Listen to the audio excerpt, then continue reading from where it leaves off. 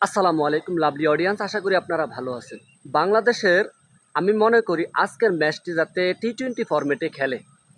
দেখেন টি-20 ফরম্যাটে খেললে কিন্তু রান মোটামুটি 170-80ও যায়। আমি মনে করি ওয়ানডেটা আজকে টি-20 খেলুক, কারণ ওদের খেলার যে অ্যাপ্রোচ, যে ওদের খেলার ইনটেন্ট, ওরা আসলে মন মানসিকতা দিয়ে খেলে না, সেটা আমরা এক্সিকিউশন করতে দেখেছি। সত্যি কথা বলতে বাংলাদেশের অবস্থা একেবারে এখন জগা খিচুড়ি, হযবরল। কোচিং স্টাফ থেকে শুরু করে বিসিবি থেকে শুরু করে সকল সর্বাদিক দিয়ে কিন্তু বাংলাদেশের আমরা দেখি না সেই ধারাবাহিক কোনো একটা রেসপন্স। দেখেন কোচ ফিল সিমন্স, উনি ক্যারম কোচ, সেটা আমরা এখনও বুঝে উঠতে পারি না। উনি ঠকলেও গম্ভীর হয়ে থাকে, জিতলেও গম্ভীর হয়ে থাকে। এবং দেখেন এর আগে যত কোচার আইছে, যেমন স্টিভ রোডস, দেন রাসেল ডোমিঙ্গো, হাতুরু সিংহ, তারা কিন্তু প্লেয়ারদের সাথে ভালো কোলাবোরেশন ছিল, কিন্তু ওনার ভিতরে সেটা আমরা দেখি না।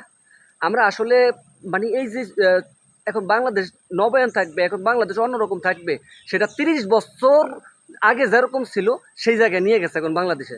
সেই 30 বছর আগে যেরকম ছিল, যেখান নিয়ে গেছে ওইখান থেকে আবার তো উঠে আসতে হবে, তাই না? তাই না? তাদের আসতে হলে তাদের তো কাজ করতে হবে, দলের সাথে একেবারে মনে প্রাণে কাজ করতে হবে, তাই না?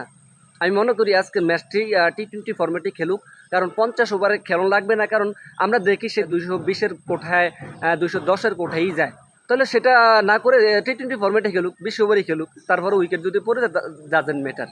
তো সর্বশেষ কথা হচ্ছে, রিশাদ হচ্ছে জেনুইন প্লেয়ার।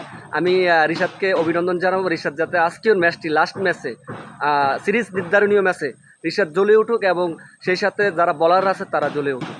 শুভকামনা রইল বাংলাদেশ।